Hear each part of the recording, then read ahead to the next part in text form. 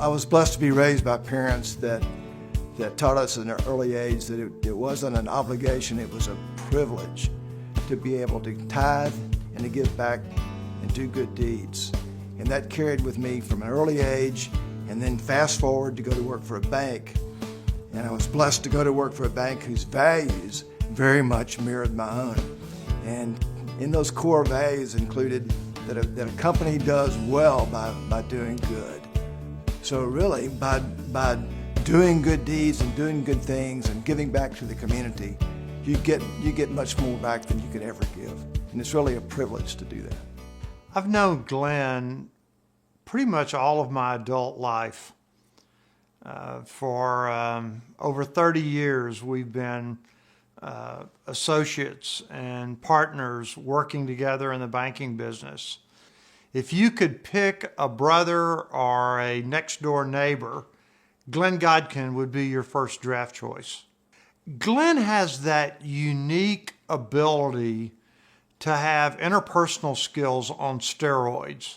You can get on an elevator with Glenn Godkin, and by the time you reach the floor that you want to be on, you've invited him over to your house for dinner that night, or vice versa.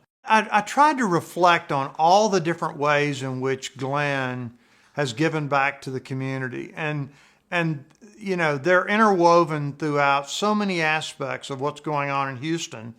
And there aren't a lot of people in the community that truly know the depth of what he has done in giving back to this great city.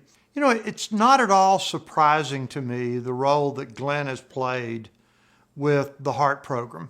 You know, Glenn found a way to get involved in that and make a difference. And that's totally Glenn Godkin. I met Glenn in 2000, the year 2000. We were together at some social function at a hotel, and I happened to sit next to him and introduced myself, and we started talking. He asked me what I did at the University of Houston, and that's the way it started. First of all, I'm not surprised that he's involved in this particular association. It strikes me that it's an extension of his point of view, his personal philosophy of trying to help those that maybe do not have the same advantage as other folks in the community. He seems to be oriented toward that sort of activity. And again, I think he draws upon his own background, his appreciation of where he came from and where he is now. And he has just a good heart, an open mind. So it doesn't surprise me that he's involved with the H.E.A.R.T Association at all. I've known Glenn for as long as I've worked for Habitat, which is about 2 years. Glenn has a longtime supporter. He's always supported Habitat. The Wells Fargo builds a house every year, but they do so much more. And it's really Glenn's gift back to the community. So he's taken our capacity for helping families and made it much bigger. I see that he would be honored for a group like this because it's exactly his philosophy, which is the hand up, not the hand out. Everybody has a gift and a talent, and sometimes you just need a little more support to bring out the best in people. Glenn, I want to thank you for all of the support that you've given the Center for Mexican American Studies, also for your personal friendship. You are truly, truly deserving of this award because of your assistance, not only to the Center for Mexican American Studies, but to the larger community as well. Congratulations from the bottom of my heart. It is indeed a pleasure to call you my friend. Glenn, congratulations on winning this well-deserved award. Making change, changing hearts is exactly what you do. I know you do it for this organization, but please know you do it for Houston Habitat and for all the Houstonians that you have touched through your volunteering, your dedication, and your compassion for others. Congratulations, my friend. Well done. You're just a great servant, and you've made such a difference in the lives of so many people in this community. And the work you do with H.E.A.R.T and the way in which you're being recognized today is so well deserved.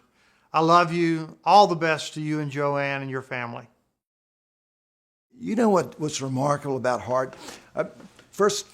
Former First Lady Barbara Bush, I heard her speaking one day, and she said at an event, and she said that everybody wants to feed the world, but nobody wants to do the dishes.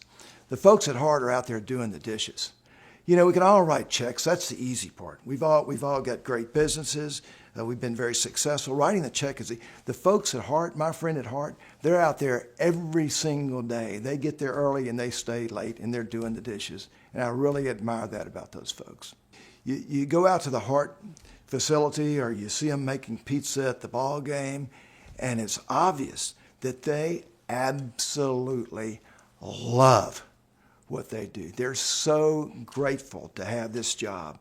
And it makes me, I'm humbled. I feel, I go out there maybe to lift them up, but I tell you, I leave uplifted by just being around them. Amazing, amazing the work that's being done with these trainees. Jane, from the bottom of my heart, I want to thank you and all of my friends at H.E.A.R.T for this award. I'm humbled by it. I appreciate it. And I just thank everyone that took time out to come to this luncheon today. It means a lot to me. Thank you so much.